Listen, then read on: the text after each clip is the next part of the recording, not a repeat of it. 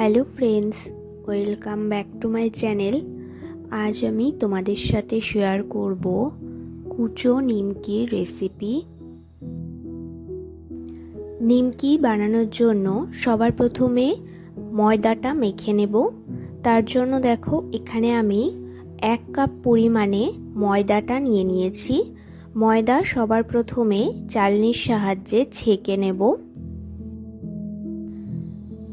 এবার ময়দার মধ্যে দিয়ে দেব 1.5 চামচের মতো কালো জিরে,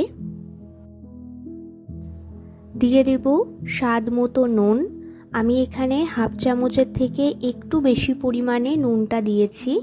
আর দিয়ে দেব 3 থেকে 4 চামচের মতো সাদা তেল। এবার সব উপকরণগুলো খুব ভালোভাবে হাতের সাহায্যে মিশিয়ে নেব।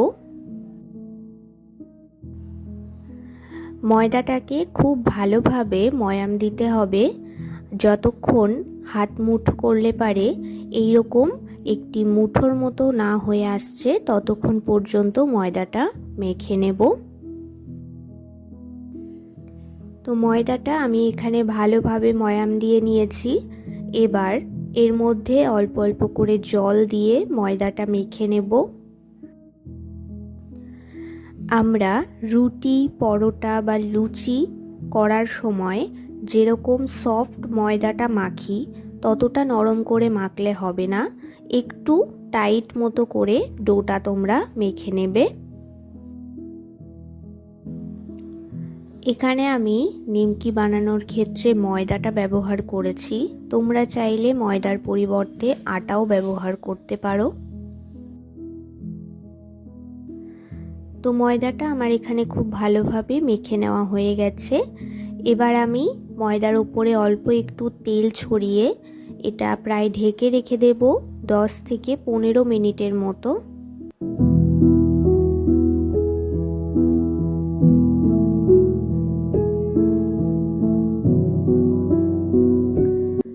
তো এখানে আমি ময়দাটা প্রায় 15 মিনিট মতো ঢেকে রেখে দিয়েছিলাম। এবার এটা আমি আরেকবার ভালোভাবে একটু মেখে এর মধ্যে থেকে লেচি কেটে নেব।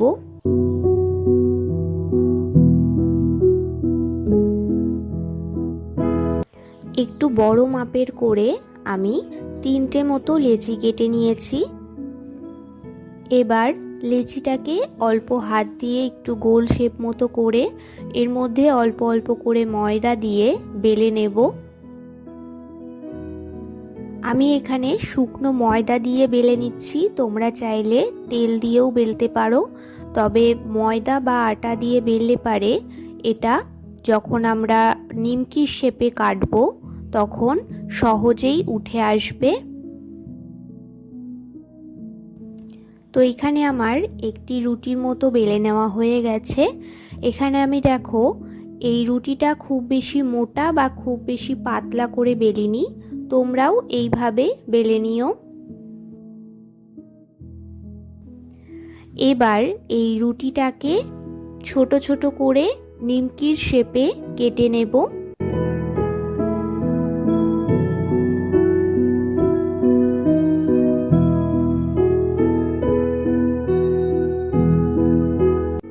তো এখানে আমি এই লেচিটাকে দেখো শুকনো ময়দা দিয়ে বেলেছি, সেই জন্য এই নিমকিগুলো যখন কাটা হচ্ছে তখন খুব সহজেই উঠে আসছে।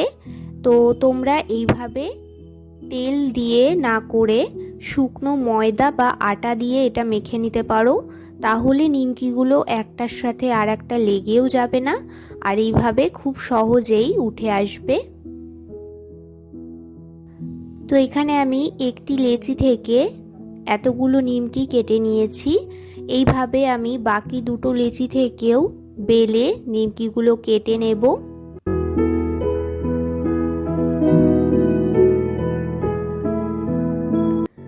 এর আগে একটি ভিডিওতে আমি তোমাদের সাথে বড় সাইজের যে নিমকিগুলো হয় সেগুলো শেয়ার করেছিলাম। তোমরা যদি সেই ভিডিওটা না দেখে থাকো তাহলে আমি লিংক নিচে ডেসক্রিপশন বক্সে দিয়ে দেব, সেখান থেকে চেক করে নিতে পারো। এখানে আমার সবকটি লেচি থেকে নিমকিগুলো কেটে নেওয়া হয়ে গেছে। এবার এগুলিকে তেলে ভেজে নেব।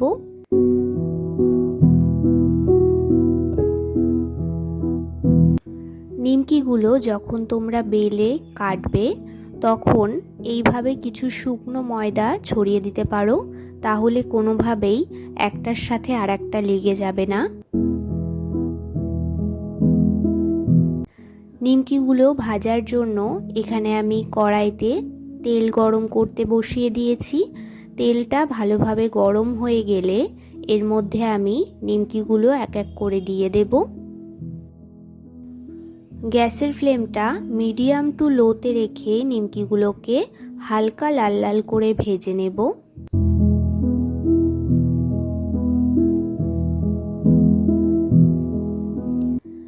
যেহেতু আমরা শুকনো ময়দা ছড়িয়ে রেখেছিলাম, সেহেতু ভাজার পর পর তেলে রঙটা একটু চেঞ্জ হয়ে আসতে পারে, সেই জন্য এখানে আমি খুব বেশি তেল ব্যবহার করিনি, যতটা প্রয়োজন ততটাই ব্যবহার করেছি।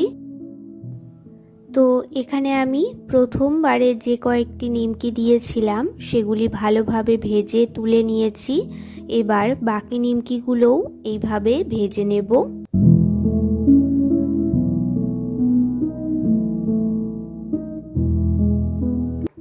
নিমকিগুলো সবকটি ভেজে নেওয়া হয়ে গেছে। এবার ওই তেলের মধ্যেই আমি কিছু বাদাম দিয়ে দিচ্ছি। বাদামটাকেও হালকা একটু লাল করে ভেজে নেব। বাদামগুলো ভালোভাবে ভেজে তুলে নিয়েছি। এবার এই তেলের মধ্যে আমি কয়েকটি কারি পাতা ভেজে নেব।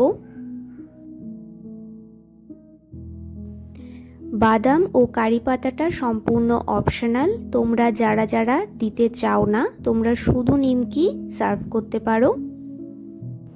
তো এখানে আমার সবকটি নিমকি আলাদা পাত্রে নিয়ে নিয়েছি। এর মধ্যে এবার ভেজে রাখা বাদাম ও কারি পাতাটা মিশিয়ে নেব।